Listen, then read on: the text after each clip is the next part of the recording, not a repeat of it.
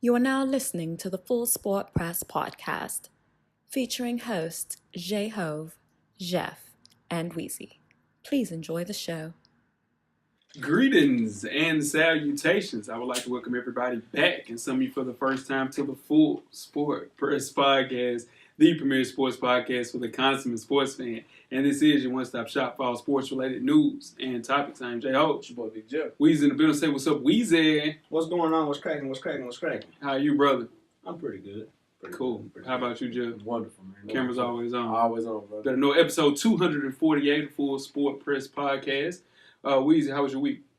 Looks pretty good, man. Week was good. Cold. Cold and rainy. Yeah, cold. You went to the Titans game. I did. How was it? Was it rainy? It wasn't raining. It was just cold. Yeah. Got cold a little bit in the fall. It had good seats. Had good seats. Pretty good seats. Everything paid for. Oh, man, that's just how I roll. Most definitely. That's how I roll. Speaking of how you roll, Weezy, what we got up on the show today, buddy? We are going over the hottest sports news of this past week and interviewing trainer Jamal Richardson. Yeah. FSP style. Always FSP style. Better damn know it. Better damn believe it. Shout out to Jamal, man. Yeah. Let's get started with our best of the week, fellas. Who wants to go first? I'll go first. Okay. Please. My best of the week was, speaking of football, it was Derrick Henry, man. Yeah. Yeah. Run. You saw it live. Yeah. 99-yard run, man. Did you scream? I was jumping up and down. You jumped up and down. I did. Did you say, oh, shit? Definitely. Oh. Definitely. Whoa. Nah, I said that when we Go! Yeah. Yeah. You That's was what jumping you- up. I was jumping up and down. Yeah, Yeah, for sure. Did the stadium jump? The stadium The move? stadium was moving. Yeah. Yeah. That's. I think it's a top 10 run in NFL history. Like, what It's are you not saying? better. It's not Yeah. better. That's one of the top 10 runs in NFL history. He's still going three dudes. No. Ooh, that's a great conversation to have. Right Well, there. It's not, though. It's not okay. It's not better than Not better than Marshall Marshall Lynch. Lynch Yeah. for sure. Well, what's better than after that? It's a bunch of runs. It's a bunch of Berry runs. 99 yards. Bears had some really 99 good yards? runs for Yeah. sure. It's a bunch of Marshall Berry. Falk had some nasty ones too. 99 yards. Yeah, I'm just saying. That 2K That's when he cool. played the Broncos against Kansas City was hard too. It's tough, man. Yeah. Okay. I'm not saying it wasn't hard though. It was Nah. like definitely dope My best of the week is the Rockets continuing to lose. run. Yeah. They're 11 and 14, 14th in the West. Yeah. I picked them to be top 3 in the West. I think we all did. I think the world did, right? And now you can't use Melo as a scapegoat. Mm-hmm. You have, a coach that can't really coach. And once people kind of realize how to play against these guys, Mhm. just the same way with the Suns, same way with the Knicks, Mhm. happened with the Rockets now. He's just trash, man. He's just a bad coach. He gets a lot of praise. For being the offensive guru. Right. Yeah. They do the same thing Don Nelson did a couple of years ago. Yeah. Keep winning. That's Mike D'Antoni. Yeah. Take classes like you do. Yeah, but you. Stay in the same wheelhouse. Okay. Luka Doncic. Look at who. Luka. You hear this? He being condescending, Cameron. No, Man. I'm Shout not. out to you, Cameron. Man. What's up, man? How are you, brother? No, I'm That's not. what's up. That step back three he hit against Houston Yeah. was dope. That was my play of the week. That was clutch. Can't take it away from him. Look at who. I said I wanted to see him against NBA talent. That's all I ever been saying. That's all I ever been saying. Literally last week he did the same thing last week. What more can you do? I just gave the man What the probably man the best is- of the week. Yeah. He just don't want you to speak on Luka. He don't want you to speak You know what? I'm done with him. Yeah. Yeah, I tried. Nah, I this put is it in the the thing. chat. though, Jeff. I put it in the chat like that's a great play. Yeah. Now but I think you're condescending because you've been condescending about everything No. with any of my guys. You just make it real difficult to like one of your guys. That's all I'm saying. Okay. That's all I'm saying. Okay, there we go. Yeah. Now, since this is a peace treaty, Yeah. I'm cool with it. Okay. Just I'm saying though, if something like now Yeah. hits a rookie wall, It's gonna happen. That's gonna happen. yeah, that's what I'm saying. Jeff don't be No. because I'm not gonna do that. okay. We'll see. He's Okay. going to be in Yeah. somebody's top Yeah, 7. no, for sure. Nah. See? There you go. What about Let's worst just of the chill week? out on that. My worst of the week, man, was Kevin Durant, man. Yeah. Saying playing with LeBron James is toxic. Certain things you just don't say, man. Well, just let you know where he's staying with it. I think he's going to New York, play with the Zinger. Yeah, but shut up. Play with the singers. Yeah, for sure. Shut Zinger up. had a 3-piece suit on. Yeah, he did. I said, damn, Zinger. With the Gucci slides, Yeah. his ankles out. I'm glad you brought that up. Yeah. But go ahead, Weezy. That's part of my worst of I the just think he needs to shut up. But nobody speaking on him like that. Yeah. Just be quiet. Yeah, for sure. You're a top 5 player in the NBA. Just Top easy. 3. Top 3. Easy. Yeah, just Top 2. Yeah, depending on who you ask. Definitely Yeah, top two. Just chill out. Yeah. I don't think he know what it takes to be a superstar, man. He just got his teeth fixed, so he's just feeling a He's different way. talking a lot. Just feeling. He's just feeling himself. Kevin Durant doesn't do well with the music. He don't do well with the I mean, Kevin. y'all think that's wrong to say? Just like, I mean, what you speaking on that for? I think he was just saying, just the way that he said it could have been said a different way. Right, because a lot of the stuff he said was true. Yeah. Having to do But you gotta say it. that's what I'm saying. Like Don't talk about going to a LeBron team is always going to be a LeBron team. You're never going to take it away from him. You know what I mean? So if you win it one for LeBron.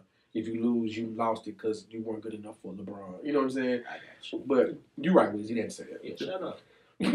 What's your worst week, Joe? Speaking of having your ankles out and stuff like that, Yeah. listen to me. I know some of our female listeners say this to their friends sometimes. I'm gonna say this to my guy. Okay. Just because they make it in your damn size, Okay. don't mean you need to wear it. Oh. Uh-oh. Give me some details. I was man. out last night, man. Shout out to everybody that was suited and had your hard bottoms on, Right. and doing your thing. Yeah. Everybody looked good. Had a couple of young men, bro. I know what side of the section I stopped in. Right. I'm good over there. I know Right. what I need to wear. I know what I need to put on. Yeah. We good. Just because they make them leather slide-on, slip-on shoes Right. in your size. Yeah. If you wear them, Yeah. your ankle can't be hanging over the side of it. You looking bad. Talk that talk. Yeah, you can't do that, man. It ain't for everybody. I know that. Hey, Gotta know. Get a wide width if you need to. yeah, Pause. sure. Y'all look like elephants out here. Big legs like that. It's a little Rich, but it was funny. But I'm just saying, man, Yeah. every so often, man, just cause you seen somebody on TV rock it, Sure. and you say, "Oh, I got that in 11." We gonna check it. Right. Nah. Put some socks on, man. It was cold outside. It was cold as hell. Yeah. Raining too. Yeah, put some socks Cold on. and rain. Nasty outside last night. Yeah, speaking of nasty, my worst of the week is RG3's haircut and his Christmas Oh card. my gosh. Come on. You know what I'm saying? And a nasty ass silk shirt to go with that haircut. Definitely. Come on, RG. Like he brushed his hair backwards, man. He combs his hair. He been exhibiting. RG3 He combs look like his the hair. dude off of Bowfinger. For real. Y'all seen Bowfinger? Yeah. He look like Bowfinger. Yeah. So what does RG3 know how this looks? Yeah, no, he does because he goes to his Instagram and says, one haircut is not equal to another haircut. All haircuts are created the Nah, same. he didn't say that. I promise you. Nah, he ain't say that. Yeah, no, for sure. It's the worst lineup. I've seen some bad ones. Yeah. Most definitely. man. Lineups out here. Yeah, it's not for sure. So somebody in barbers Baltimore. out There's some bad barbers. Most definitely. Mm. We gotta, I'm telling you, never mind. Mm. But somebody in Baltimore, we got some Baltimore listeners. Yeah. Listen, man. Link them, man. Yeah, for real. Man. Shoot them some DMs or some or some videos or something y'all got. Out there. RG's looking crazy. Yeah. Look, it was. Ooh. Yeah, it was bad. It was Both like a of Tetris, Yeah, a Tetris block. She was nasty. Make sure you check us out on iTunes, Instagram, Facebook, Google Play, Stitcher, Beyond Pod, YouTube, and of course the SoundCloud page to catch up on the full archive of past episodes of FSP. Just search Full Sport Press Podcast. And after you do that, check out the On Deck TV Hip Hop Podcast with Animal Brown and Spike Lee each and every Wednesday. This week's show is the Meek Mill Championships album review. I gotta check that Meek out. Yeah, for sure, man. Shout out to the guys at On Deck TV Hip Hop Podcast. Meek's top 5. He got a top 5 album. I'm telling you, it's a top 5 album. It might not be 3, but it's 5. It's probably number 5. That's on banging. He got some bangers on it. Yeah, he got some I don't bangers know. on it. Yeah, for sure. I like Grown Meek. I don't need the song. A couple songs in there I don't need, but it's not a hip hop show. I'm not gonna go for too deep into it. Yeah, no, yeah, for sure. Yeah. He said it, on the intro, did he say the girl spitting his mouth? That was a song Cardi. That was on Cardi. Yeah, girl spitting his mouth. Nobody spitting in my mouth. He did say ooh after he said it. Like, nah, that wasn't a high line, Meek. Nah. That wasn't a Could've high left line. that. Could've- Yeah. The girl spitting in your mouth with you? No, anybody spitting like that. Jeff, a girl Nah, spitting? anybody spitting my name. Okay. Yeah, that's And wrong. y'all know, my shit said I went to damn Santa Maria. So, Yeah, it's a that's wild the stuff worst. going on here with. nah, for sure. Move right along. Why did Meek rap about it? Is the question. Again, let's move right along. The Ladies Room podcast, man. Check out Rizzo and Anne Marie to find out what the ladies are really talking about in the Ladies Room. You can catch up on past episodes and follow the Ladies Room podcast on IG and Facebook. One time for Coach Locke. Shout out to the ladies. Most definitely, man. Fresh for Dummies, me and my dog Animal Brown is a self-help fashion podcast directly related to improving everyday fashion. You catch our latest issue number 36 is up right now, directly for the culture. Follow show IG page at Fresh for Dummies And simply search Fresh for Dummies on all of your social media handles. Wear your kicks, man. Cop and responsibly, most definitely. It's a big drop this weekend. It is, man. Yeah, it happened. Yeah. Yeah. Me and units gone. Me and units, and they out of here. Yeah, that's crazy. Jordan 8 this weekend. Ate a lot of food. Nice Christmas bonus in the Jordan brand. Man, for sure. Those things gone, boy. Yeah. Yeah. Anyway, you can read up on your favorite FSP co-hosts. Purchase your FSP merchandise. And catch up on past episodes from the shows we just mentioned and much, much more. How you do that, you ask, Weezy? Just simply search www.realvillemedia.com. Tell a friend to support the real. OMG! Most definitely. Jeff. Yes, sir. You got 10 good wrestling seconds. Still rough out here. Let's start your music. All right, man. It's reported that Vince McMahon, the chairman of WWE, has sold 306,000 of his shares in the company for $23 million. Sell it. It's a big move, right? Yeah. Well, that's just like a drop in the bucket to Vince. He still owns 32 million shares, worth approximately $2.3 billion. Damn. So it looks like he's moving around some money to get liquid for the XFL stuff that's coming up. Sure. You know, so excuse me, sorry, man. That's definitely what's coming up right now. Then also gonna keep it moving with our match of the week on YouTube or the WWE Network if you have it. It's The Rock versus Hulk Hogan, WrestleMania 18. This wasn't the main event, but it was in Canada. If you've seen this match before, you know it's probably top 3 crowds ever in a wrestling event. Definitely something to check out, man. Most definitely, man. 10 good wrestling 10 good wrestling seconds. Damn. You getting liquid out here. Yeah, That's nuts. Yeah. In case you missed it, 23 million. Quick. 23 million. That. Yes. Hey, listen. Quick. Damn. 23 million. Just And then he still still that didn't even. man. That's light. Light work. Light. Still 2.3 billion. Chilling. That's crazy. Man. In case you missed it, man. Got you easy. Students at Byron High School in Illinois, this is insane, were voluntarily participating in what is being called the Oreo Run. Oh. What is the Oreo Run? In short, it's 10 high school football players have been suspended for running across a football field naked with Oreo cookies perched between their buttocks. Yep. That's some high school stuff. Yeah. for sure. Now, possibly because of the result of 3-game suspension, the team suffered its only loss of the season at the Class 3A state championship. Mm-hmm. My young listeners playing sports, don't participate in the Oreo Run. Yo, we'll be real. It cost them a championship? Yeah. It's been the only loss of the 10 year. players. 10 players from your team, you know. Out here wild. Yeah, out here wilding. You lose the state championship, only loss of the season. Guys, don't put Oreos in your ass, dog. If that's what they saying they want to do, be like, you know what, I'm cool, because it's going to get a point in time in your life you become a grown man, Yeah. and you'll think about stuff that you did in high school. This will not be a shining moment at all. This was, I forgot, it was a football movie this was in. What was it? Not Varsity Blues. I'm happy I don't know. Yeah, but this was going to be my worst of the week until that crap I saw last night. Yeah. But, you know what I mean? This is bad. Come on, man. Why you... What? Yeah. Like, is Yeah. that what we doing? Yeah. Come on, young fellas. I mean, you know, it's High school, I get it. It's in high school, but you also have to think, too, there's life after high school. Yeah, no. That's life after college. Yeah. And you have to live with this shit. It cost you the championship. And Yeah, for sure. That's the hardest hardest That's the part. hardest part. Because some of them players are never going to play football. Hell no. You know Never what I'm saying? again. Never again. Yeah, You man. want to go out with a bang. And you going out with an Oreo in your ass. Yeah. Yeah, for Shout sure. out to y'all. Yeah. Oreo ass. Man, it's trash. Tweet us with questions throughout the week at Full Sport. Press, don't forget to comment, give us a thumbs up or a thumbs down on the YouTube page, on the iTunes page. Please rate and subscribe, but more importantly, don't forget to tell a friend. To tell a friend. To tell a friend to keep Oreos out their ass. Keep the Oreo out your ass. Tell a friend. Man, most definitely. The revolution will be podcast. Before we get started, the first half, we just got a poll question for the listeners. Yes, sir. Let the people hear. This week's poll question is, which quarterback will not re-sign with their current team? Eli Manning, Jameis Winston, Marcus Mariota, Derek Carr. Who?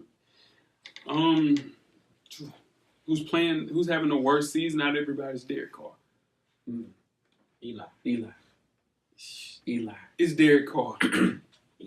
Derek Carr last 3 games have actually Been solid. solid. Last 3 games have been solid. Eli's having the worst season out of the 4. Yeah. Yes, Eli. Eli's not going to be there next Eli year. got to go out to the pasture. You got to get him Just out. take him out to the Eli pasture. can throw about 30 yards. Take him on out to the heat. To the pasture. Dang. Yeah. Oh, yellow, Eli. Shoot his ass on up out of there. I think it'll be Derek Carr. I think that John Gruden has already blown up the team enough. I think he's saying, I'm going to start fresh with my guy. This isn't my guy. I thought this was my guy. This sure in hell isn't my guy. Mm-hmm. Go in with my guy and go with it as it may. But it was wild. As hard as we've been on both of these quarterbacks this year, I think Mariota and Winston have done enough to get a contract. And they will. They both. I think they'll get an extension, both of them. It's going to be rough. You think so? Yeah, I think so. I don't want to take up too much of trouble. Why? On your guy. You don't think he's your guy, Weezy. You said at the beginning of the season he's a serviceable quarterback. Yeah, I just think what the market is a quarterback this year, that them boys ain't worth it. So this is the thing. Okay, so you have a new coach. Mm-hmm. Vrabel will get him out and get one of his guys in, kind of similar to what I was saying about Derek Carr. Yeah, but considering it's not a good draft class for quarterbacks, right? So I think they'll get a Derek Carr. No, I heard the rumor is that Vrabel's going to try to go get Jacoby Brissett from Indianapolis. That makes sense. Because Jacoby's riding behind him. Yeah, rejuvenated Andrew Luck right now. Yeah, say they would a veteran, somebody like that, but. Jacoby can start. Yeah, Jacoby can start a lot of I'd rather have Bridgewater, but. Or Teddy. Teddy, two gloves. Two glove Teddy. Yeah. Most definitely. Let us know what you guys think. When you guys ready to get started in the first half? Let's do it. Let's go. The first half is underway. First half, hottest sports news of the past week, like we do here each and every week at the Full Sport Press Podcast. Before we get started, I am Jay Ho. It's your boy Big Joe. I'm Weezy. What's cracking? Weezy, where can they find you at on social media, my brother? FSP_Weezy on IG. I'm at Weezy on Twitter. Most definitely, yes, you are. Jeff, where can they find you? Jay Easley 84 across all social media platforms. Most definitely. I'm Jay Ho on Instagram and Twitter. Most definitely. How long is the game to get in? I don't know what you're talking about. Let's get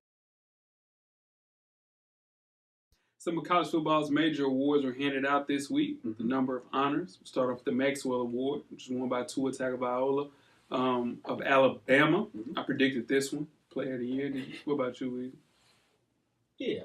Yeah, you had him winning the Maxwell? Probably. Yeah, it was one that we're going to talk about that you were 100% correct about. Mm-hmm. What about you, Jeff? Who'd you have winning? I had my man, Ohio State. Sorry. Dwayne Haskins. Haskins, for sure. Okay. Was definitely the Chuck Bednarik Award was won by Josh Allen of Kentucky. I got that one right. Weezy, who did you pick? You picked the DN from Alabama. Then you picked Quentin Williams. No, I think I picked the DN from you picked the offensive tackle from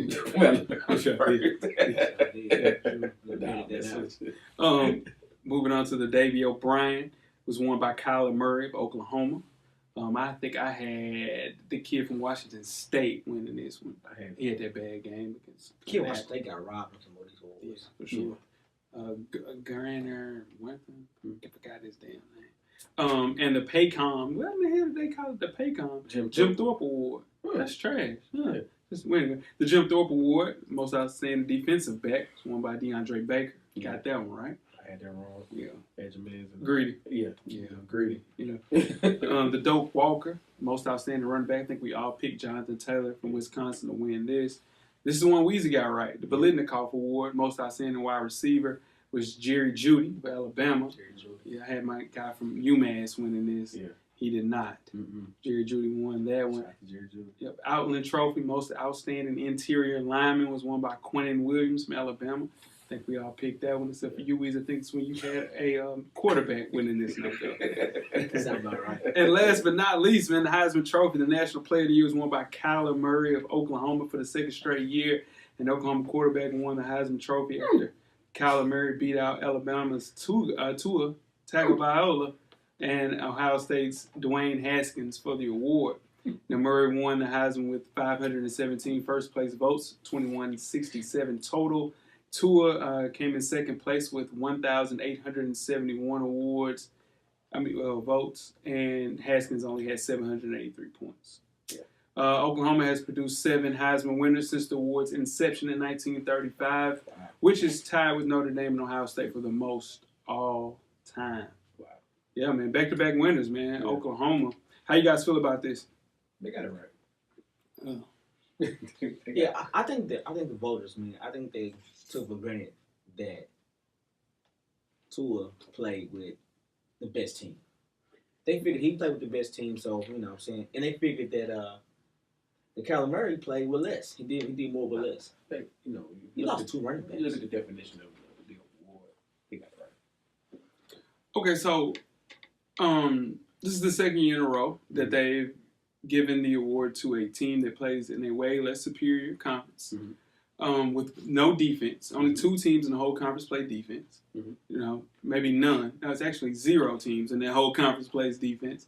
Give or take one. Maybe one. Maybe one. That's Oklahoma. And they still are. So, in turn, I think they're going with stats over, and, you know, cool factor compared to the best player in the country, because Tua is playing against 4 of the top 5 defenses in the country this year with LSU, but they ain't playing against Georgia. They played against who else did they play against? LSU, Georgia, and LSU, Georgia. I mean, obviously, where the conference has way more competition. Right. If you add in the Kentucky before. Yeah, Kyler Murray played 1 top 10 defense. Texas. Okay. And Texas beat them once. Yeah, Texas beat them once. I think. Go ahead, Jay. Go ahead. And I also think that you have to also think Tua's numbers would have been way better if he would have played in the 6 games that he did play in the 4th quarter. But he did not, and his team, I think he got a bad rep because his team was some way more superior. But at the same time, you look, this weird. We don't think nothing has to do with Lincoln Riley. This ain't got nothing to do with Lincoln Riley. Oh, no one's saying that. Why you say that? No one's saying that. So Baker Mayfield had the exact same season last year. Oh, you said the system. Yeah, it's a system. Lincoln Riley has everything to do with this. Both of them. I guess next year. I wouldn't say everything, but you got to have some type of talent to make those reads and play. But I hear what you're saying. Yeah. To kind of spin what you guys are saying another way, if you look at the definition of these awards, I think finally voters are starting to put more emphasis on, because this is an individual award. It is. So they're putting more emphasis on which individual means most to their team. You take Kyler Murray off of that team, Oklahoma has 5, maybe 6 losses. I agree. Yeah. You take Tua off of that team, Alabama doesn't miss a beat. They may have closer games, but they're still number 1 in the country. They don't lose a game. They lose a game. To who? They lose that LSU game without Tua. LSU couldn't move the ball against them. Yeah, the defense couldn't play that game. Yeah. So if you look at that schedule Alabama play, and you look at if they play Georgia in the SEC championship, they lose to Georgia, still make the playoffs because they go in the playoffs as number 4, not number 1. So they have the same ending without Tua. Oklahoma doesn't have that. Ohio State doesn't have that. Yeah. So I applaud the voters for getting it right. I just think the voters recognizing gross stats against extremely weak competition more than extraordinary, consistent efficiency in the toughest conference in college football. Or maybe just be a little bit of Bama fatigue, but this is the worst thing that could possibly happen to Oklahoma, because now they have a reason to obliterate Oklahoma. Right, and they will. And no one they. But if you go into a game with now, I think you put a battery in the back of the players. Like, oh y'all, okay. Clearly, our quarterback was the national player of the year. It was not even close. Go ahead. And now you have something to go into. Like, okay, it's bulletin board material. Nick Saban, when you see his face, it's like, oh, okay. They're still just being, and it's Bama fatigue. I can see that, but I don't see it being Bama fatigue. I see it being they got it right. And Oklahoma needs him more than they need Tua. Yeah. And the day that they both played, when it both mattered the most, Kyler Murray had a better game, hands down, than Tua did. Now, this is the thing. You also have to look at that game. I saw they broke that game down. Before he got injured, he was 1 for 5. Yeah. It was 3 drops. It was 3 drops for him. He was 1 for 5. He gets hurt. After that, boom. How can you play and you're hurt? He's hurt. He said he got hurt the first play of the game. He was hurt. He was hurt he was hurt in the first quarter. He was 1 for 5 before he got hurt. Just 2 drops. Shout out to. He just got hurt the wrong game. If you hurt or you injured, son. Yeah. If you hurt, sit your ass down. If you can't play, sit down. If you play, if you're on the court, if you play. If you're on the field, you playing. Shut up. He played the whole season hurt. Yeah, Shut up. You see what I'm saying? That's how I'm saying. Like, if you're on the field and you're playing, what we talking about? But December 29th. I mean, come on, man. We know that. December 29th. It's going to be a good game. So they ain't gonna beat the dog They're going to dog walk you, especially now, because now they feel disrespected, and they should. They should feel disrespected. This is stupid. I said they're gonna be Oklahoma by 20 before this even happened. It's just not even. There's no competition. Oklahoma can't play defense. Alabama has an NFL player at every skill position. It's not more than two. Not more on defense. Yeah, so it's like you can't do nothing with that. No, but in turn, I know what they were doing. Tua has a whole nother year, and if they had the same problem, if you go and if Tim Tebow doesn't win his sophomore year at Florida, he's set for 3 Heisman. If he doesn't win that first year, it's a situation where they're going to give it to him. So they're saying, oh, well, Tua and them will be back. You don't really know that. You don't really know they'll be back next year. I hear that argument, man, but I really think it comes down to the 10% of voters turned their votes in before the conference championships happened. Those were Tua votes. We know that. The people who waited and saw that Saturday, they saw something different. You can't blame it on one game. That's the only. You can't put the one season on one game. But that's why he won. It's national. That's why won. And they need, and for people like Poppy that has a vote on highly questionable. There's no. He hates Nick Saban, so he said it doesn't matter. I couldn't vote for anybody that because he's a Miami football fan. He left all that stuff. Yeah. You have to take the voters out of the situation that have votes like this because then they get it wrong and they got it wrong. This is sick. It was tough to watch. I just disagree. I think they got it 100% right. It should have been. It should. I mean, honestly, Tua could have been third. Yeah. If you want to be technical, he could have been third. Nah, let's move on. I mean, by the definition, I'm talking about sheer definition of the award. That's all I'm talking about. Most outstanding player for this team. Who means the most to that team? If they lose him. They don't miss a beat, man. They don't. One day y'all gonna realize that. Let's move on to Weezy's favorite sport. Add a little bit of fantasy to it. The FSP Fantasy Football Week 14 results. This week means a lot, man. Playoff hunt. A lot of guys in the playoff hunt. They need this win. First game is myself, Winston's eye exam against A-Royale with the Cheese. A-Royale with the Cheese is 8-5, looking to secure that playoff spot with a win against me. He is up 89-61. I'm having a rough go this week. It's playoff, right? No, playoffs next week. This is to determine the playoffs right here. Oh, really? The last 2 spots are still up for grabs. I'm going to get to that. Last place 2 years straight versus Show Me Them TDs. Now, Show Me Them TDs can play spoiler this week if he beats last place 2 years straight. And it looks like he's going to do it. Shout out to DP. Show Me Them TDs is up 98-62. Snapping his 8-game losing streak. He could. Next game, we got Cam Newton's exposed Achilles versus Wayne East. Again, this is another team that's 8-5 that needs a win to get into the playoffs. Cam Newton's exposed Achilles is looking to play spoiler as well. And right now, the game is 81-77, and it's projected to be a 1-point game for Cam Newton's exposed Achilles. So definitely keep a lookout for that one, guys. Next, we got Urban Meyer's faulty memory. 11-2 versus Auto Pick All-Stars 7-6. Auto Pick All-Stars need some help because if they win, they need everybody in front of them to lose to get into the playoffs. And right now they're down 112-56.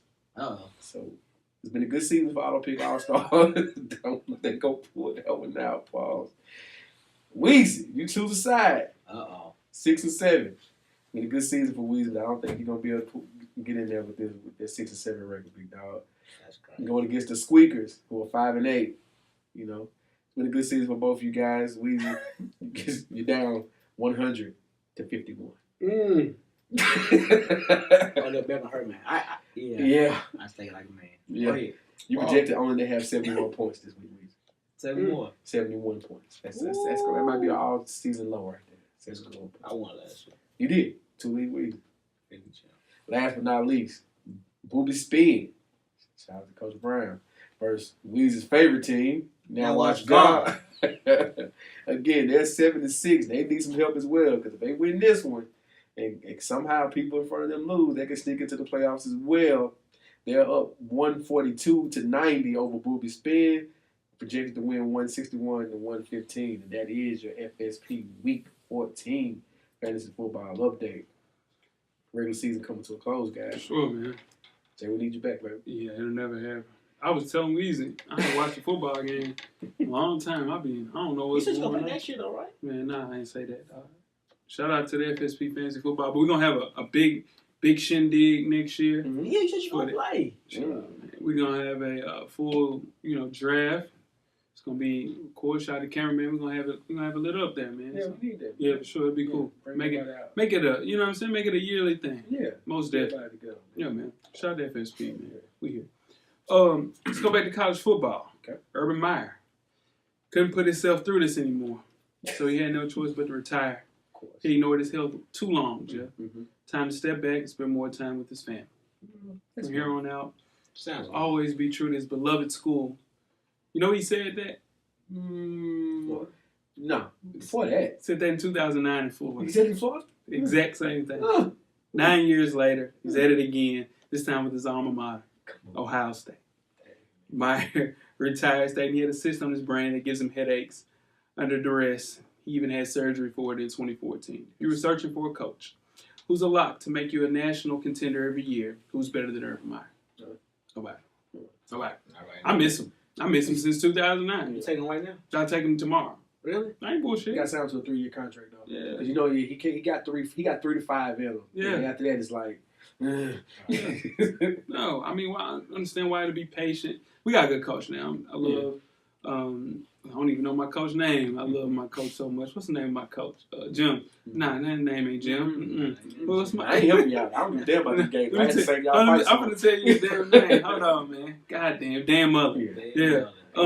Forget them games. Yeah, so I understand. You don't want to be patient with a coach who doesn't have the proven track record that Urban Meyer does, or you don't want to deal with things the way that Jimbo Fisher had to deal with things at Florida State. Then you go to Texas A&M, get 10 years, $75 million. Yeah. I give Urban maybe a year, maybe two.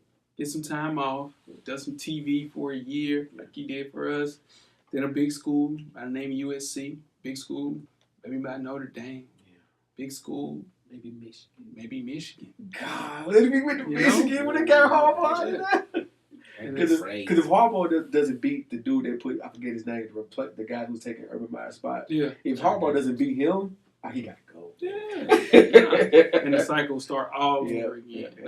I've seen this in 2009. He said he wasn't going to ever come back. He said he was done. The way that he answered that question, it's a tough question. It's just a tough question. I got to step down there. Get the hell out of here. So I just need a time. Yeah, most definitely. That's your man, bro. I love him. That's my coach. Let's move to another one of your guys. Though. Yeah, that's my guy too. Markel Fultz. Yeah. On Wednesday, a doctor diagnosis helped silence the rumors on Markel Fultz. His neurogenic neurotic outlet syndrome. What the hell is that? Just TOC. TOS. TOS. How do you want to put it? Yeah. I want to be fancy right there. Okay. It's a nerve issue that causes weakness in the arms and hands. As reported to ESPN, serious as the diagnosis is, Fultz is out indefinitely. Sure. Should be. Dr. Carl Lelik, director of the Regional Medical Center for TOS, tells it that the inverse is great news. Yeah. You know why it's great news, Weezy? He thinks it's a blessing because it's treatable. Yeah. It's a real thing, and once they get the difficult diagnosis out of the way, it's fairly straightforward to treat. Yeah. Is Markel coming back? Well, this is the thing. His first step to recovery is kind of getting something diagnosed by a trained professional. Of course. Still think he needs to go to a sports psychiatrist. That'll help out for sure. But the next step is primarily surgery. So with the surgery, I think you have to take out maybe a rib or something like that. And it's successful in like 80 to 90 people. Yeah. Or 80 to 90% of people. So, Weezy, do you regret saying he didn't get those people back as well? No. It's 2 years in. You hard. Yes. It's 2 years in. This is a surgery.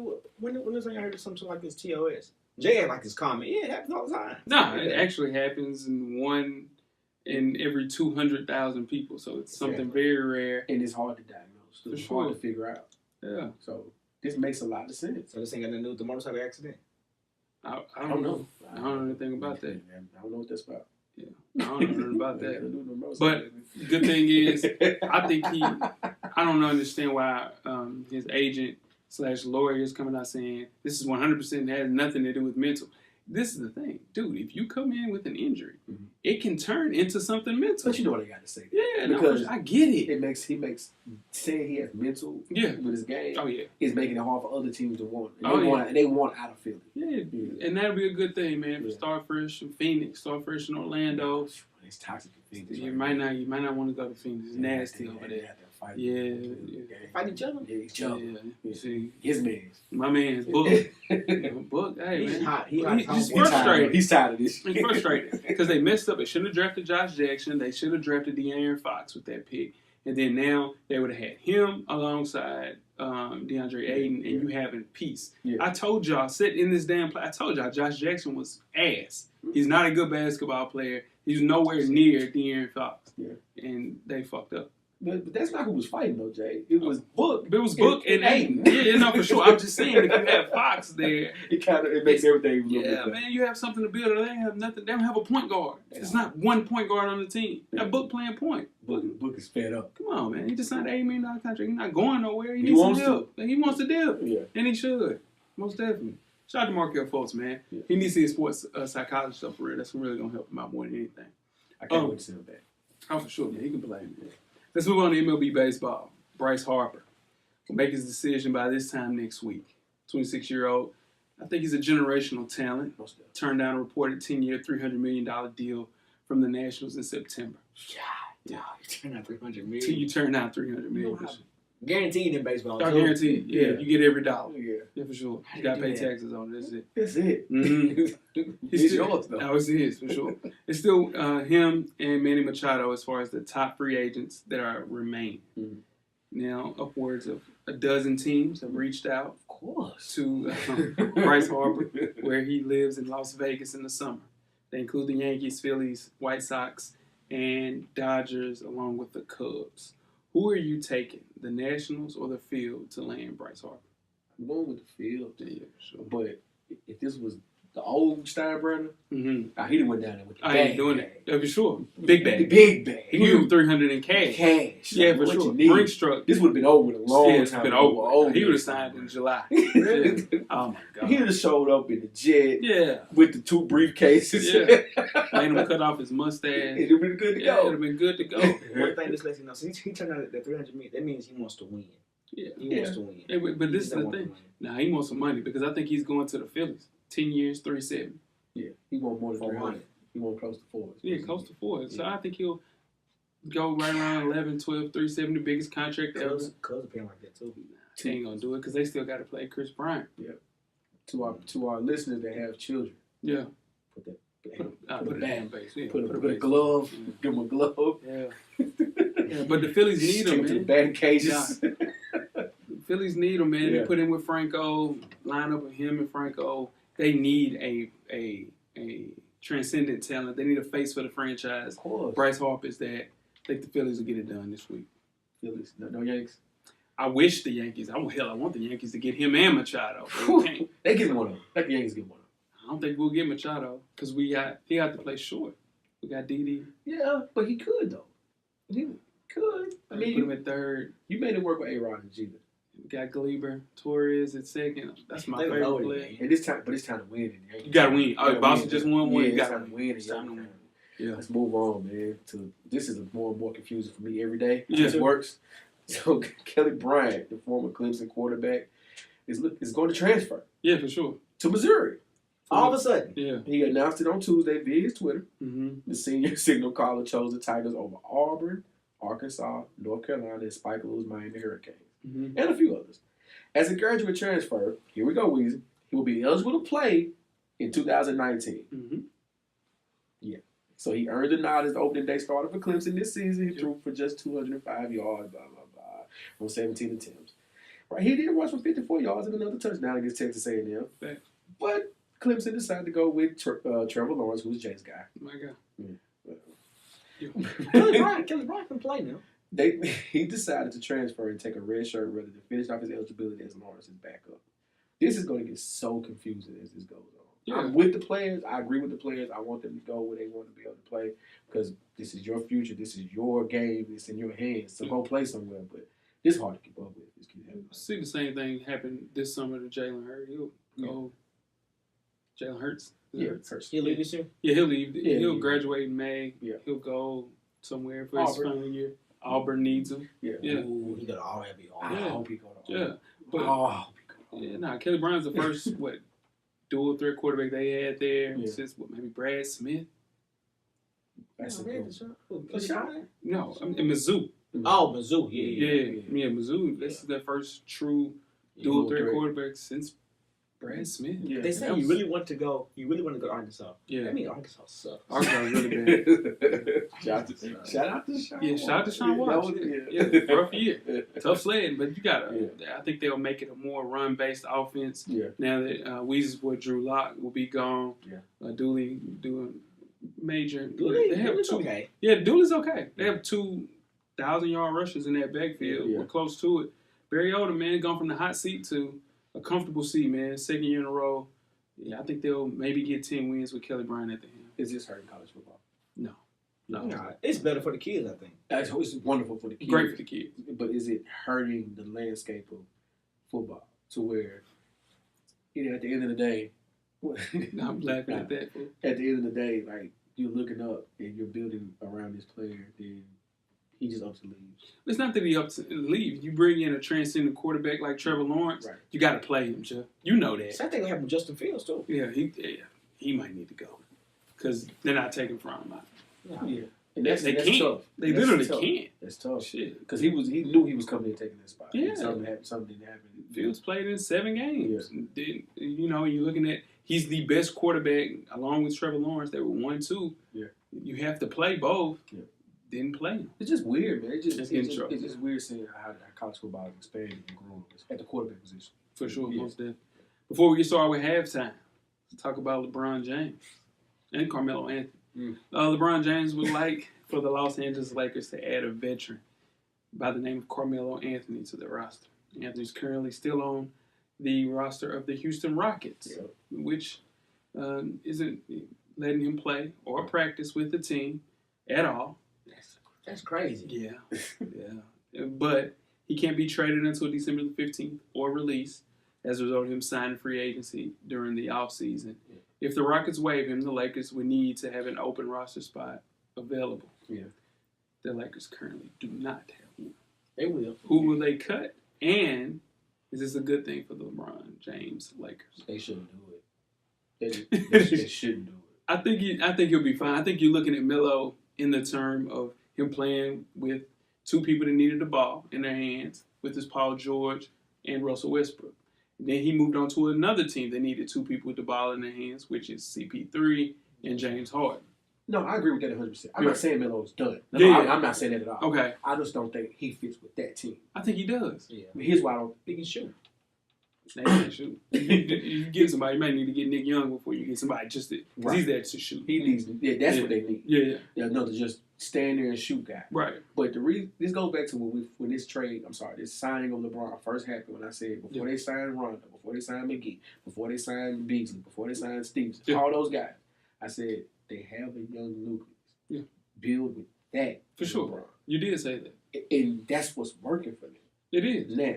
It's And working. it goes LeBron back James is working. to, Yeah. come on, For we sure. know, Yeah, we know. Yeah. But it goes to Lonzo Ball's working too. He's playing decent point guard. He is. How He's playing he's decent. supposed to I play. agree with that. And then if you look at what we said about KD, but other superstars not want to play with LeBron, Sure. that makes sense Does. because they're superstars. They don't want to go there and give him all the glory. These young boys they look at LeBron like he can take us where we never going to be. Facts.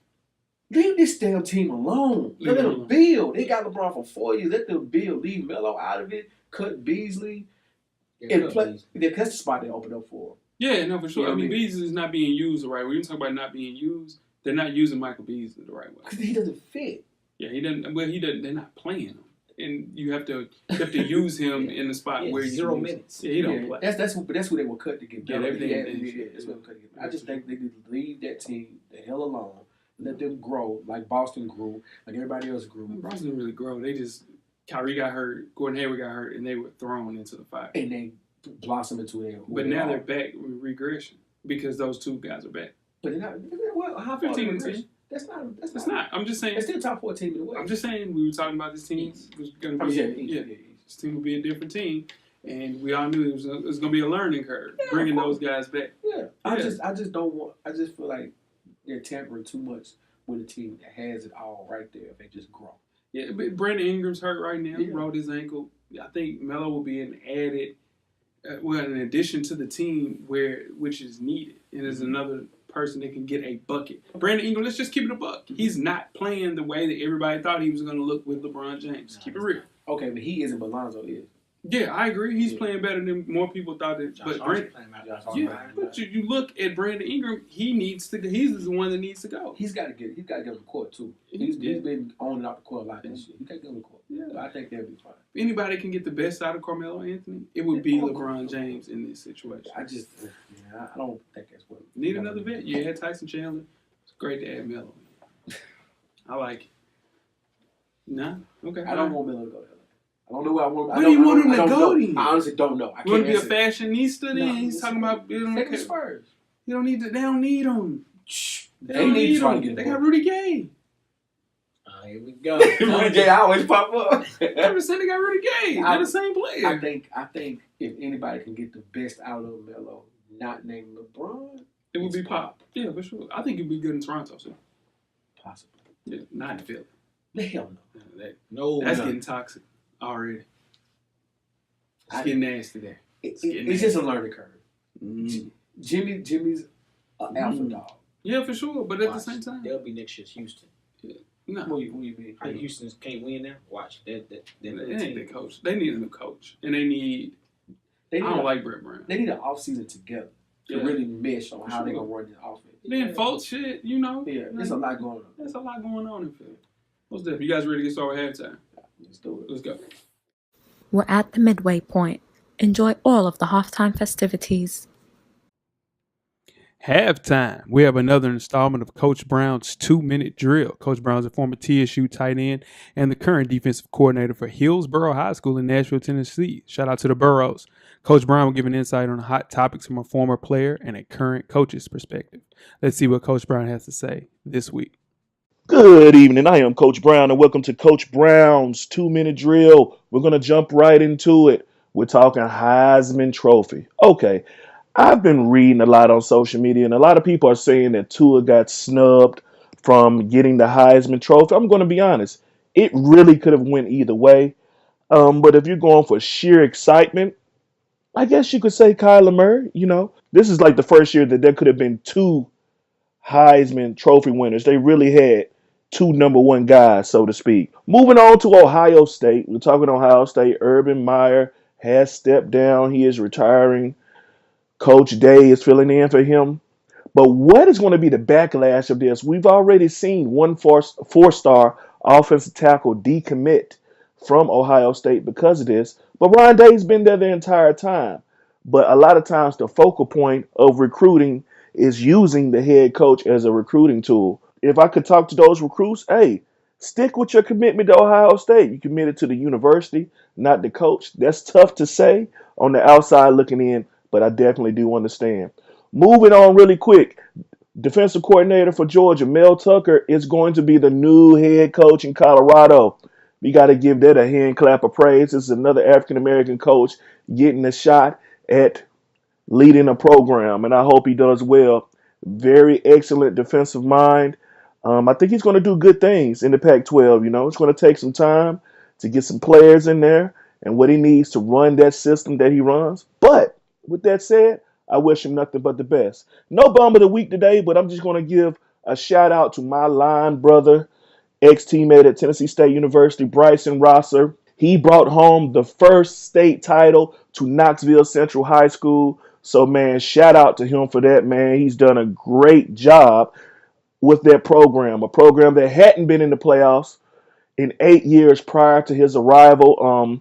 I've seen firsthand a lot of the expectations and things he has built there, and it definitely inspires me to one day be a head coach. So, man, shout out to Bryson Rosser. Keep doing your thing. Proud of you, brother. Hey, I am the coach, Coach Brown, that is. Roo, and I'm gone. And that is another installment of Coach Brown's 2-minute drill. First thing he talked about Kyler Murray. He thought it was rightfully so winning the Heisman. I disagree with that wholeheartedly. But, everybody has their opinion on that. We'll see on the 29th. Tua has a whole 13 games next year to prove the whole world wrong. Maybe he'll set for another Heisman. Lord willing, and the creek don't rise. Yeah. What about Ohio State losing recruits? Is it a sign of things to come? Yeah, that's how it goes when the coach leaves, because players come for the coach, man. But you also think, too, the whole staff is staying. So it's just Urban. It's just Urban. They pay for it. Come on, man. That's the guy sitting in your front room. Yeah, no, for sure. That's who you signed up to be with. Yeah. You know what I mean? How many losses have he had since being 5? Maybe 6? Tops. That's crazy. You signing up for him. You're not signing up for him. I got to talk to D. Harris about that. Like D. Harris always said, got the best athletes money can buy. Yeah, boy, he ain't lying. But what I worry about with this team is Tate Martell. Okay. So you have a top 2 quarterback from the class of 2016, redshirted his freshman year, didn't play a game this year. Right. You have him coming in next year. Does he stay? Because he's not looking like it. I mean, I don't know. How this landscape of college football is going, he's out of there. Yeah. He's out of there. I don't know about that. Big congratulatory to Mel Tucker, got the head coaching job in Colorado. Yeah.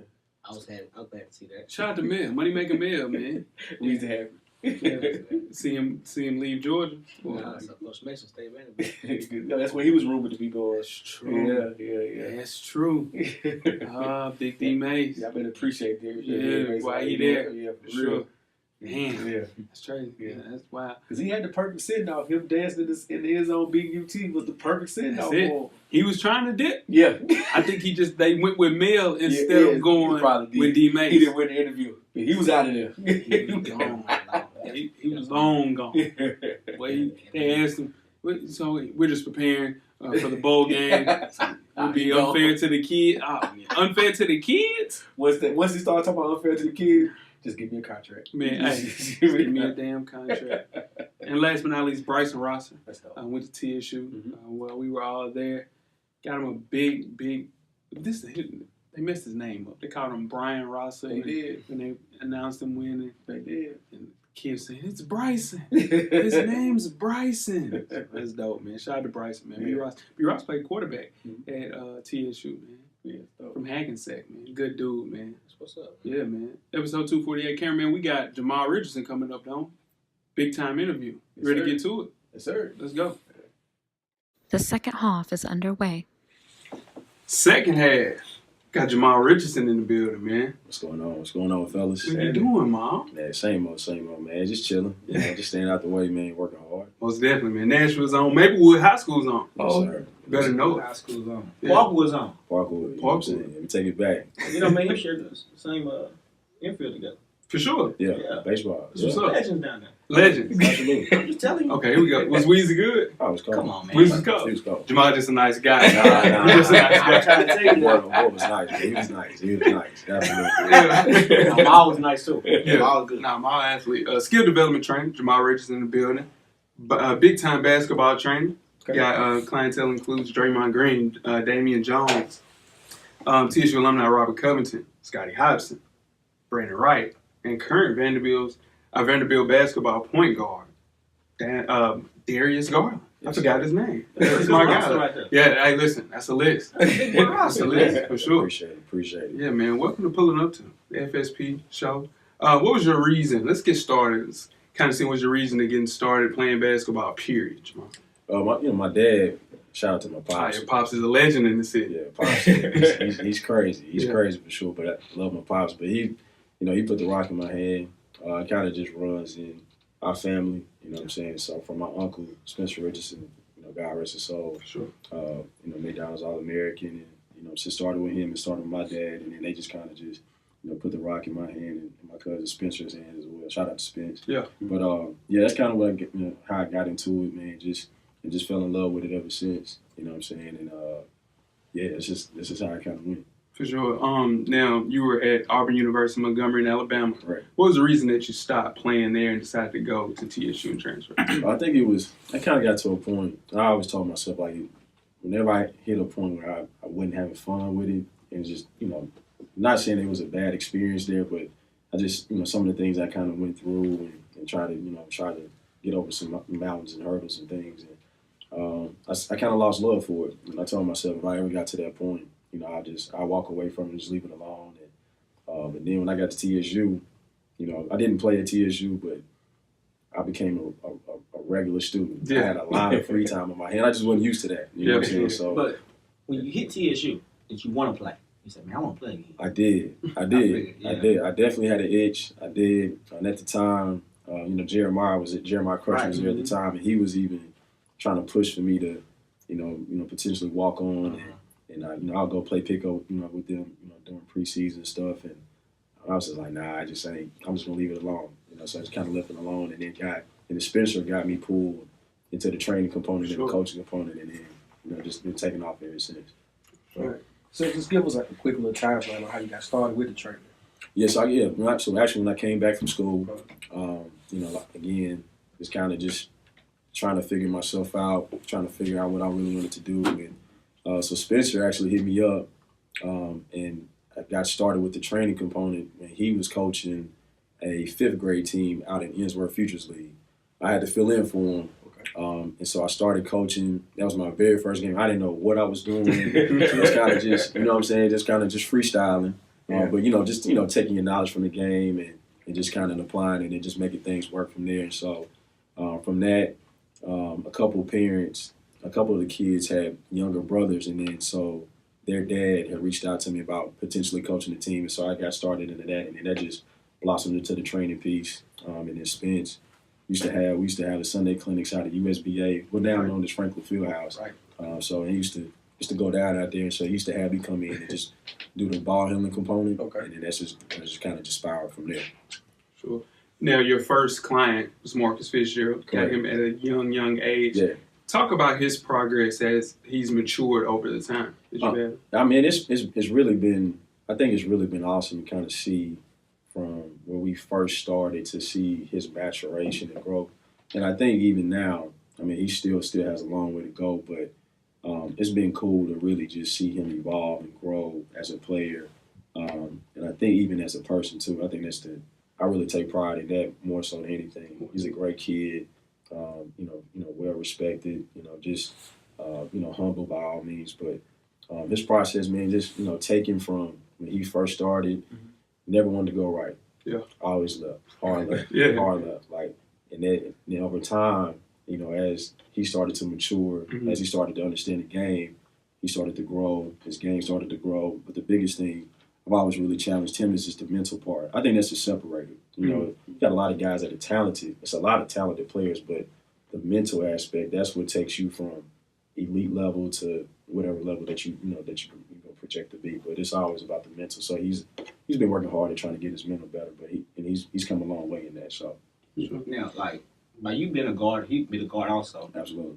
Do you train like to keep up with the game today, or like do you still go fundamentals? Like, all right, we're gonna work on this pick and roll, or do you just like, you know what, just go ahead and just shoot this ball. Let's just shoot like the NBA is doing right now. Yeah, I think it's you got to kind of keep it a blend of both, but I'm more emphasizing on the fundamental aspect. That's going to take you all the way through no matter what level you at. Right. You know what I'm saying? So the basics never change. You know, so it's important to keep reiterating and revitalizing the fundamentals. You know, so something, a simple workout for him, you know, like, again, we just continue to work on his right hand. We may be in the gym for an hour and a half. All he's going to do, everything is with his right hand. Right. And that's all we're going to do. You know what I mean? So, but, you know, also, too, like you said, because the game is evolving, the game is changing, so you have to be able to adapt and keep up with what's going on. So I think you got to kind of have a perfect blend of both, you know, so you can't be oversaturated with trying to keep up with the NBA-type style game because, one, you're not there yet. You know what I'm saying? So we also have to keep that in perspective. So, but fundamentals, man, I mean, you just can't emphasize that enough. I think that's just something that's going to carry with you all the way through. There's some unconventional training that's going on. Remember, you were the first person I saw, like, maybe post somebody doing some weird things, falling back with the trust tree fall, then going into a jump shot. People are shooting cube boxes, weird flips over trash cans. Yeah. How is that helping or hurting the basketball game? We know. You know what? That's a great topic, man. And I actually had a discussion with a couple of my partners in the training game as well, man. So, well, first and foremost, I'm just gonna put this out. Like, one thing I don't do is I don't I never try to knock anyone's method. I think it's always a madness to someone's method, and everybody's different. So I'm a big believer if it's producing results, positive results, if that's what works for you, cool. But at the same token, too, I will say, I think some of it becomes a little, kind of like a show, like a circus. You know what I'm saying? People say, man, what are you doing? Right, absolutely. And then it becomes, and then I think from a trend standpoint, it gets to an idea to where it's okay. Man, you kind of doing some stuff to kind of shuck people, and you just trying to make a buck. You know what I'm saying? So, I kind of don't, I don't want to speak on anyone's training, but at the same time, I think there's a responsibility that needs to be had in terms of being able to explain the method behind it, being able to explain the emphasis and the purpose of what what it's going to provide, and not just put it out there to put it out there, but okay, if you're doing some type of, what someone may quote unquote be a crazy drill, okay, how is that going to help me? Right. Right, exactly. What results is it going to produce? You know what I'm saying? So I think it's a responsibility as trainers that we have to make sure that we're communicating that on a consistent basis. You know what I'm saying? So what do you think brought on that change, like in training, like to bring those type of drills out? Where do you think that stuff came from? I think, you look at like the fall back drills that with KD. I saw KD do that in the pregame, in his pregame workout, pregame routine. You see Steph's pregame is unorthodox, it's crazy. And so I think guys are starting to, okay, if KD and Steph and these guys, if they're able to implement it, why can't I? Understandably, I totally get that. You know what I'm saying? So I think that's kind of where it kind of starts, and then too, I think guys are starting to find ways to make things translatable, but just doing it in a different manner, different method to be able to maybe produce different results from it. Okay. You know what I'm saying? So I think that's kind of where it may have came from, but I think it's just more of a, hey, these NBA guys are doing it, so why can't I? You know what I mean? So, yeah. How important is it, and I follow you on the gram, been knowing you forever, so of course I follow you on the gram. Listen, how hard is it, or how important is it to watch film being a trainer? Man, film is probably the most underrated aspect of training that is not emphasized enough, in my opinion. Right. If you want to be able to really help a player get better, watch film. Watch tons of film. So as many posts as we make on IG,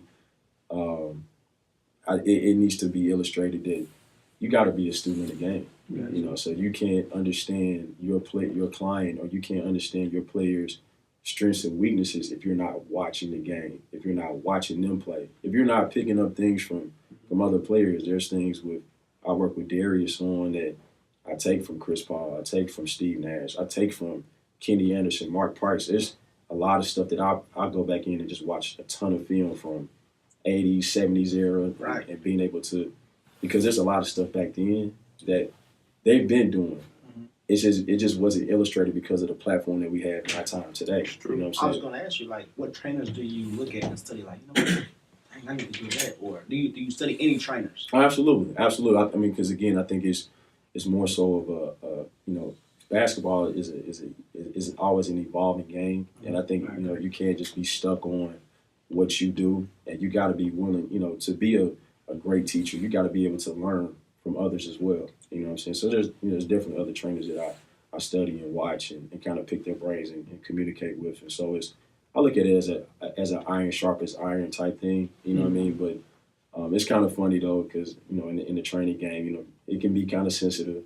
Right. Guys, oh yeah. You know what I'm saying? You can't. You're stealing my drills. Yeah. You're stealing my that type of deal. But I just I've never just been one to just believe in just it's my way or the highway. You know what I mean? So there's bits and pieces that I've learned from other trainers, and there's vice versa. There's other trainers that hit me up and, hey man, what do you think about this? Or what are your thoughts on different subjects? And I mean, that's just I think that's just how it needs to be produced. You know what I'm saying? So yeah. Do you think it's easier to train guards or big men because you've had both as far as clientele? For me, it's easier for guards because with me being a point guard, right? So it's a lot. I think it's a lot more easier, more translatable for me. But I do like working with bigs because it takes me out of my comfort zone. Exactly. You know what I mean? And it challenges me as a trainer to be better, and not just be so focused in on one specific, position. You know what I'm saying? So, but that's helped me a lot. So, like, even working with Damian Jones and working with Wright as well, just finding ways to be innovative and understanding their strengths and understanding their weaknesses, and then just understanding how they're being utilized as well. You know what I'm saying? So just I've really grown a lot in the department of working with bigs, and it's really helped me a lot just in terms of my evolvement as a trainer. You know what I'm saying? So I'm more comfortable working with guards, but I've gotten a lot better in terms of my understanding and knowledge of working with bigs as well. Tell us about Grind Week, man. How you got that opportunity? How that came about? So Grind Week came through to one of my partners, Jaquel J. Cox, owns a sports management company called All-in-One Sports. So he manages Draymond. And Draymond's trainer, Travis Walton, played in college together. So Travis starting point guard at that time. I think he was a senior when Draymond was a freshman. So Juice had we call him Juice, but Juice had reached out to me and Spence, kind of connected the dots. And our first year, I'm thinking phenomenal. I mean, great experience, being able to be around those, all those NBA guys, but really just being in that environment as a trainer, as a coach, and just soaking up knowledge, learning from NBA guys. I mean, just learning, just the little nuances, little things that I picked up on, and being able to take that back and being able to apply it to my training and to my techniques, and also from other trainers like Trav, myself, Trav, and Spence, man. We only met. We only been known each other for 2 years, but you would think that we the best of friends. Right. You know what I'm saying? But just that respect value and being able to network and connect. But that's how we really got started, was through Jaquel J. Cox. He's the one, All-in-One Sports. He's the one that connected the dots on that. What was your approach the first year you came, and then the second year as far as Grind Week? What were your approach like going into it each time? First year was more so, to observe. Right. Observe and kind of just sit back and more so soak in the environment, be a sponge, be able to, learn how to just really connect with players, really connect with people. And then, we had an opportunity, they gave us an opportunity, myself and Spencer, to lead a day. And what's funny was the day that we had was probably the best day at Grind Week. And that was, not saying that from my own personal point, but that's what a lot of feedback from the guys and what they were saying, and even from Trav, because Trav is the lead trainer. But after it was over, he was like, man, look, you guys, for some reason, the energy was different. You know what I'm saying? So just bringing the edge and just bringing that, just bringing the competitive environment, out of guys, because, the NBA guys, that's what they look for. They want to be pushed, they want to be challenged, but also you do better know what you're talking about too. Exactly. You know what I'm saying? So, so mindset going in, man, just be confident in, what we do. You know what I'm saying? And this, this is what we built for, and this is what we've been working hard for. So just, go in with the utmost confidence, but don't go in just with, being cocky and arrogant either. Right. So learning how to take a back seat, learning to, learn and absorb from guys. So that goes from, if you need me to be a rebounder, I'll go rebound. If you need me to pass, mainly just putting the egos to the side, and the common goal of just getting everybody better. So this is a personal question for me. I knew it was coming. Go ahead. You talking about Rob or something? No. Okay, I was getting there. Okay. That's his guy. It's not yet. You know what I'm saying? Shout out to Rob. Yeah. But what happened in 5-on-5? What happened to pickup 3-on-3, 4-on-4? Like, why kids not really into that anymore? What do you think? That's a great question. I know, at least for us, coming up, that's how we grew up. You know what I'm saying? Like and I tell this to kids all the time, like from a training standpoint, like it's great that y'all have so many resources and outlets, but at the same time, I think it's a handicap and a crutch because y'all don't know how to play. Yep. Right. So like going to Cleveland, going to Hartman, going to Hadley, like. You forgetting the South Side. My bad. We got Severe. Okay, Severe. For sure, don't forget that. Yes, wrong. My bad. Yeah, that's the other one. My bad. You good, Mom. That's how Jay and I be. That's how. Okay. No disrespect. Let me tell you something, Mom. They disrespect my hooping game because I get it, right? Okay, here we go. Here we go, Mom. So in turn, you meet me, right? You know, like, man, dude's not trying to hoop. You understand? Yeah. He definitely don't have to give me a hooper or. No, not a hooper or about myself, but then. Put me on the court and I'm trouble though, Okay. Now, granted, I'm done now. I've retired. I've told you this many times. You said, nah, we're going to get you back out here. No, it ain't happening. Weezy is the hooper of the FSP podcast in his mind. All right. And even though, we play one-on-one multiple times, and he always tries me, Ma. He tries me, and it never goes his way. You understand? I just, Mike, you can't nobody tell you that I can't score a bucket. I just have a hard time with it. I agree with you. I have a hard time. He had a hard time getting the bucket on me. That's all I'm saying. Yeah. Real hard time. Man, you represent Parkwood like that, man. Nah, it's how it is, man. So I'm saying he probably needs to come to grind week. Absolutely. Get busy. Yeah, that's all he needs. We gonna get right. Yeah, get back right. I'm always going to get back in jail. I always will. Say less. We getting back right. I'm getting you out there. Matter of fact, when we hit up Juice, we gonna get you out there. Everything paid for. I got you. We I like that. Let's talk about Markelle Fultz. What do you think is really going on with that situation? You need to pay their money back, don't you? You need to give them their money back. Yeah. Be honest, Mom. I know a lot of people saying it's mental. I don't think it is. I think it's I was always under the impression that he was just it was something physically wrong with him. It just from the twitch and just the hindrance of his not being able to fully lift your shoulder to shoot a shot, especially coming back from like summer league. Let's just take it back to summer. I mean, there was no problems in summer league whatsoever. Not at and all. the way that he played in NBA summer league, projecting to look like he's going to be a problem. So I think it was just something more physically, and then as it progressed and got worse and worse, then it started to affect him psychologically. Because it declined. It got better for a minute. Then it declined. Right.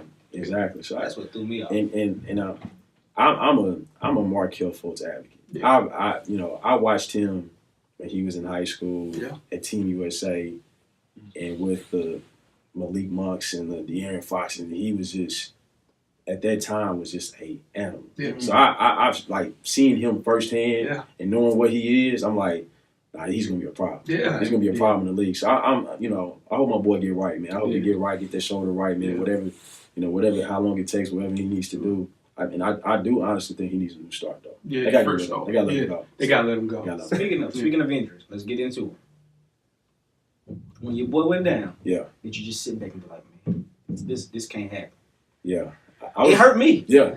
I was, man. Tell the listeners who you mean by your boy. Darius Garland. Yeah, I was when it first happened. At first I thought, okay, when he got up, ran, I'm like, okay, yeah, all right. He'll probably just shake it off. But the longer he was on the sideline, the longer he was over there, I'm like, nah, it's a little bit something more serious. Right. And then they took him back to the locker room.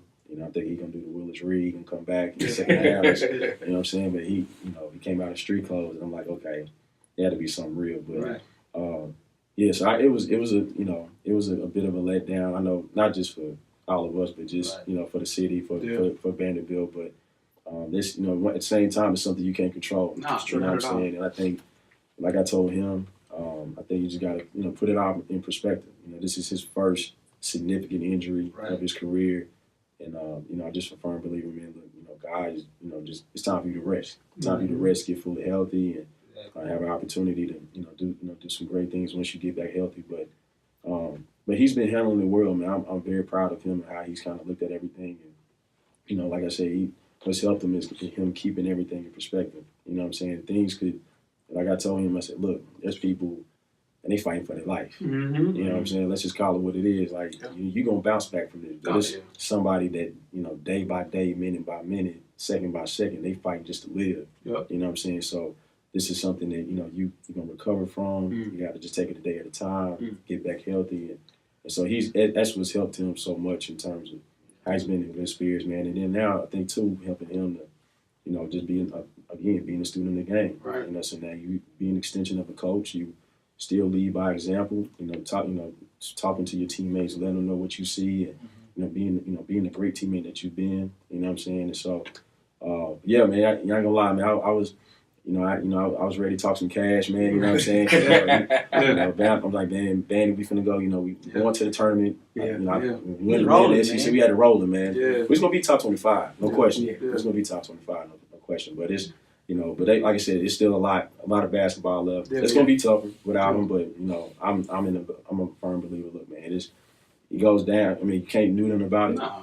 adjust. Let's figure out what we need to do next to be successful. Is there any chance he come back, or he's officially done? Nah, he's officially done. Okay. He's done for the season. So I'm gonna quit praying in his own Yeah. way. So He's such a good kid, absolutely. and that's what hurts me the most about it. Just a good kid. I hate seeing him going out like that. Yeah. 4 games in. Absolutely. What were you guys' mindset as far as training going into his freshman season in Vanderbilt? Biggest thing, man, just I think as you move up in levels, I think just the attention to detail becomes vital, becomes important. Speed of the game is a lot faster, and then now you're a focal point, but now you have, you're the main cog on the scouting report. Mm-hmm. You know what I'm saying? So you got to be 5-10 times better just to be effective. It's true. You know what I'm saying? Right. So just really fine tune on attention to detail, just like the little things that helps you get the advantage. So really spend a lot of time just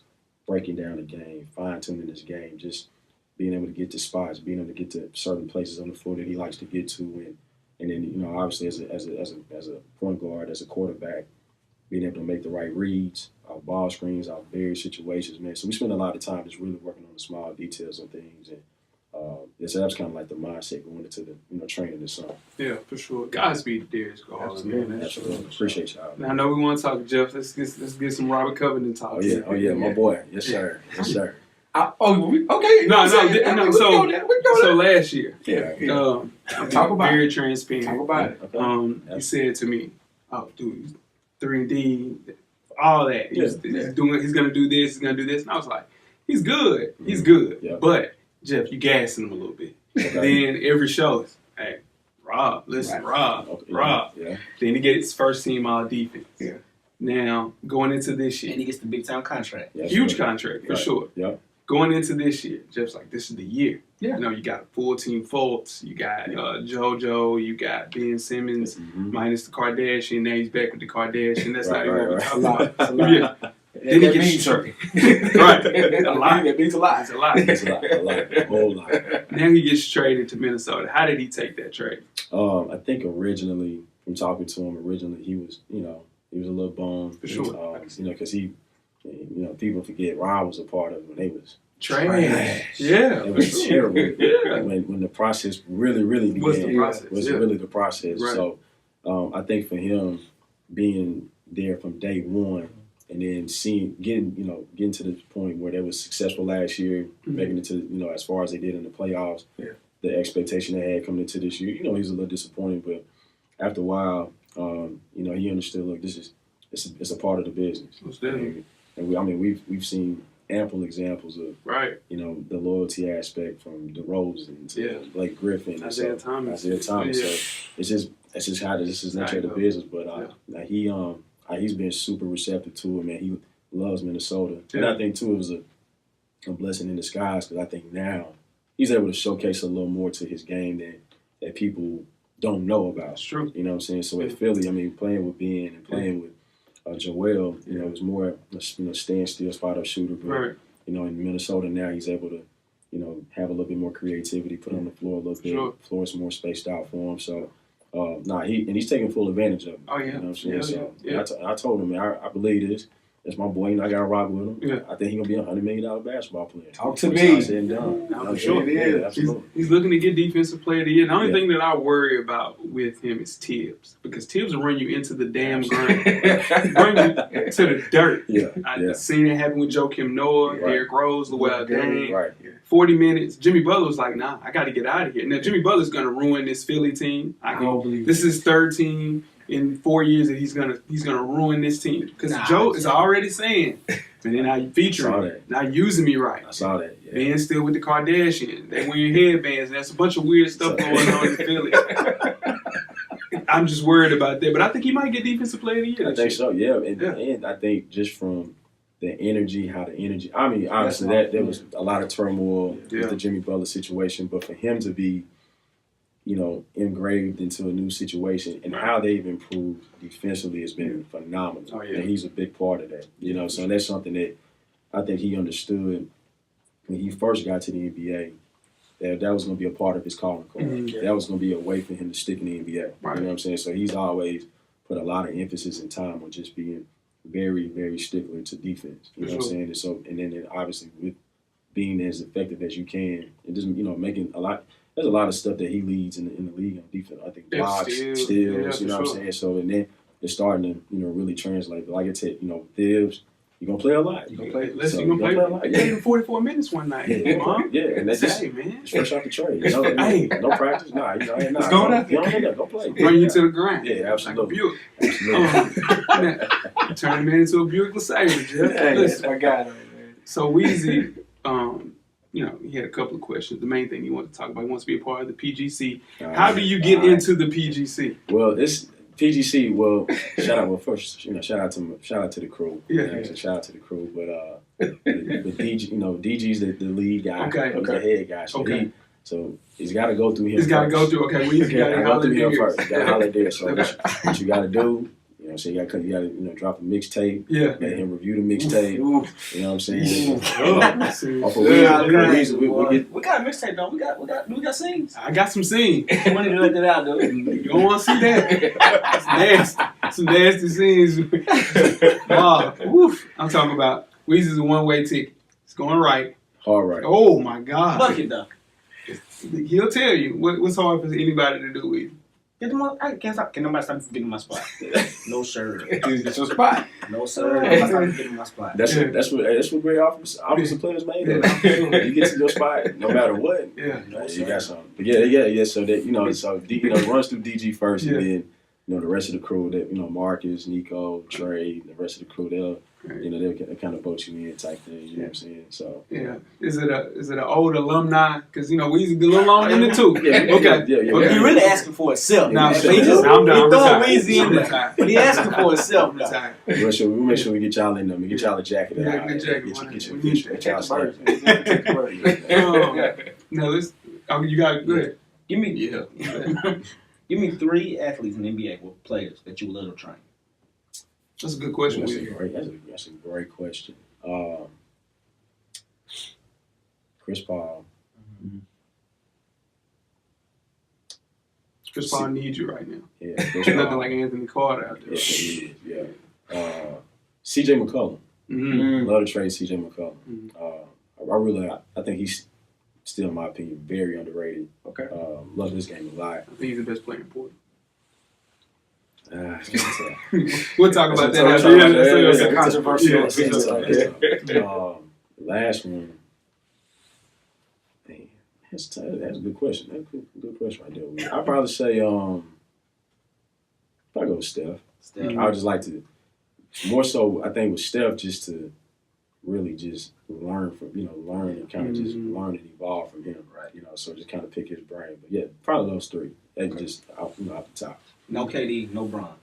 Nah, they don't need it. Everybody needs it. Nah, not KD, Bron. I mean, Bron. If anything, just on the strength because he's Bron. Just because he's Bron. He does. He needs some.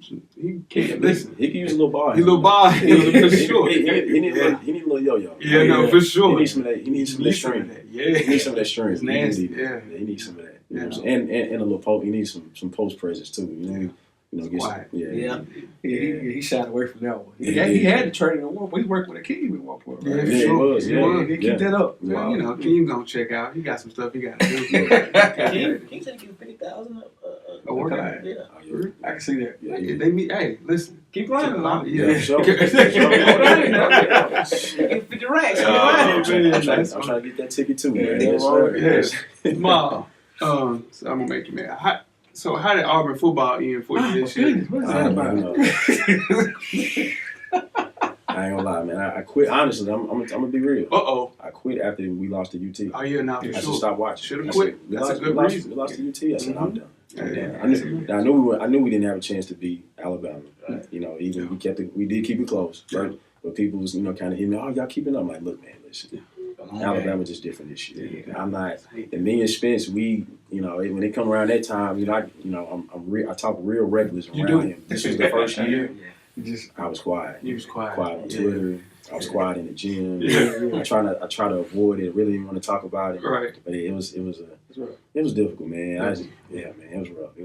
bounce back next year. I don't know. We gotta make some changes. We need some changes, man. I need a new quarterback. Absolutely. It's over. Oh, we know he declared though. Yeah, he's gone. That's what I'm saying. I I think should have it's got the kid from Kelly Bryant. Should have got him. Should have got him. He went to Mizzou. Yeah. Should have got him. Before we get you out here, Ma, let's go Here we through go. some lists. All we right, go. so- Controversial lists. Okay. All the time. All right, cool. Your point guard. So we're gonna go through some point guard lists. You ready? Yep. Top 5 point guards in the NBA right now. Woo! Starting at 5. Starting at 5. 5, let's go. Go Kyrie at 5. Kyrie at 5. Okay. It's not bad. It's not bad. Based on this year. Based on right now. Right now. He's hooping right now. Okay. I'm going, because he got out to a slow start. Yeah. Put Kyrie at 5. Okay. 4, and I think he could be higher. I'm going to go Kimba. Kimba. This year, Kimba's Right good. here. Yeah, it's good year. He's having a phenomenal year. Mm-hmm. So I got to go Kimba at 4. Mm-hmm. 3, It's get rough right now. yeah, it's going to get tough. Let me see. Who am I put at 3? Based on this year. Right now. Right now. Damn. It's tough. It's tough. It's tough. Yeah. Well, let me go to 1 and then I go 2. Okay. So 1 I'm gonna put Steph. You better damn Beno. You better damn Steph, believe. it is. Even close. And it's gonna be tough for the MVP. I think it's a 3-headed race for MVP. For sure. But for point guard, it's not even close. Not even Gotta close. go Steph. Gotta go Steph Steph. at 1. Steph at 1 ain't even close. 2. Chris Paul in there? Nah, not this year. Anthony Gordon. Mookie Blaylock. He looking bad. Looking bad. Let Mookie play. 2. Name some point guards. Name some. You got Westbrook. You got Kyrie. Who haven't we mentioned? I can't Dame put Lillard. You got Dame. I put Dame. I throw Dame at 3. Dame at 3. Dame at It's a 3. little high. A little high. Little high. Little high. He's more like 9. But it's a bunch of point guards, man. Bunch of young guys. Ben Simmons. Ben Simmons is a point guard. Trae Young? Trae Young Should is be not Trae. in the top 10. Nah, he ain't top 10 right He coming though. He had a good year, though. He be a Rick of the book Yeah. Nah. In what month? Yeah, last month. Oh, in the East. November? Yeah, in the East. Yeah. Oh, okay. Okay. Because it's only one rookie. Yeah. And it's Luka Doncic. Yeah, That's the truth. Yeah, give him the Yeah. rookie of the year. Nah. And the last list. So you gonna stick with who's your 2? So 2, I'm gonna go. Damn. It's Westbrook. Westbrook's not the second best point guard in the NBA. No, he's not. Nah. Who is it? It's Westbrook. Oh, shit. Give me. I'll take it. I like Mike Conley. Mike Conley's having a solid. You know what? Mike Mike Conley's Conley's having a cold. solid year. Mike He Conley's is having a And they're number Yeah. 2 Yeah. in the West right now, right? Yeah, 2, for sure. Yeah, he's having a hell of a year. People forgot he had an Achilles injury last year. He's having. I mean, you know what? Let me put him at 3. Put him at 3. I'll put him at 3. Yeah. This year. Yeah, So let's for this make year. Yeah, so Westbrook's not in your top 5. No, Who is tough? Hey, he's not. I take it. Them numbers. I take them Jeff gonna follow you. Yeah. numbers say otherwise. He gonna follow you. Just Numbers numbers follow don't matter. Numbers matter a lot. They win the games too. They're not winning. They just got beat by the Bulls, man. Okay, it's a game on a Tuesday night. Nah, it was a Friday night. Okay, let's start. Last list. All right. Top 5 point guards. Uh-oh. Nashville. From 2000 to 2010. 2002. Start at 5. Fight. Put him on the spot. I have to. Man, It's only tough. right. It's tough. Fight. You know, I gotta put my young boy in there for sure. Okay. That's point blank period. Okay. Let me see. I go. When Marcus Kings come out? Yeah, 2000. 2000. Guys go. Marcus Kings got to be in there. Okay. When Mingo come out? Ooh, that was 95. 95. Just 95. Okay. 495. Got Mario Moore. Mo. Got to put Mario Moore in there. I'm good. You got my 2 boys in there. I'm good. Yeah. So got to put So DG, Marcus Kings, and Mario Moore. Let me see.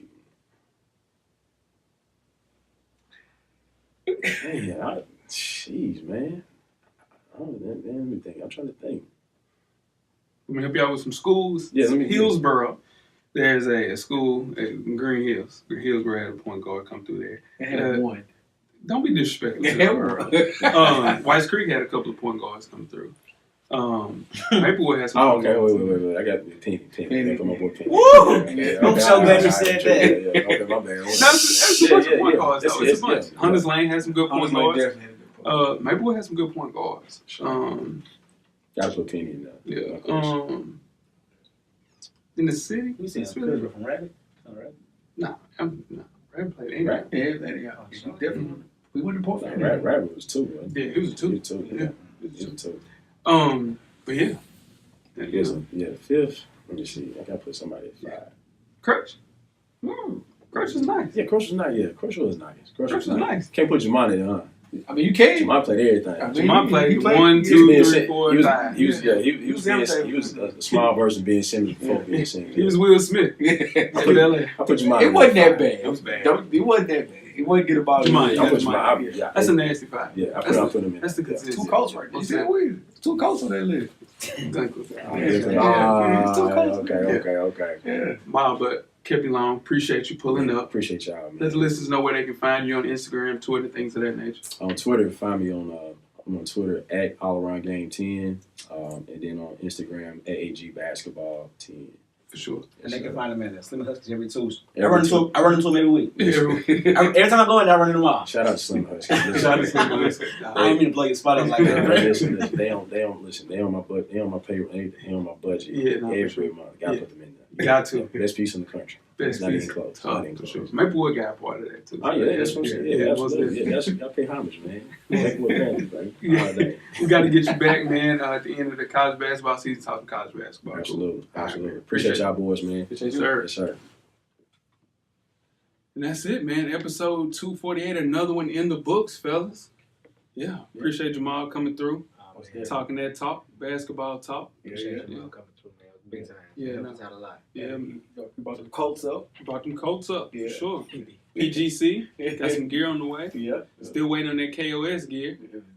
Chris is on the way. Chris is on the way. Chris is on the way. That's all I keep saying. Chris is on the way. Chris is on the way. Yeah. Chris was being here. Chris is, hey, come on. Hey, I got it. It's December 9th. Hey, we got a show today. Day before Christmas Eve. Yeah, we You know what I'm do. saying? Yeah. Hey, Santa said he coming. Yeah. Show 250. That's what's it. I'm just saying. Show 250. Come on, man. I'm Okay. on top of this. Okay. Yeah. Pause. Big time. Most definitely, man.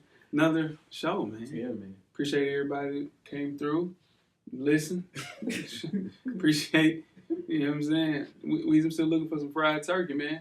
Uh-oh. Y'all remember this? Okay. Weezy said, oh, cake. I got you. You got to worry about that He cake. did say that. I got you. When you want some cake? Come through. Dude, that cake old as hell, man. I don't want that cake.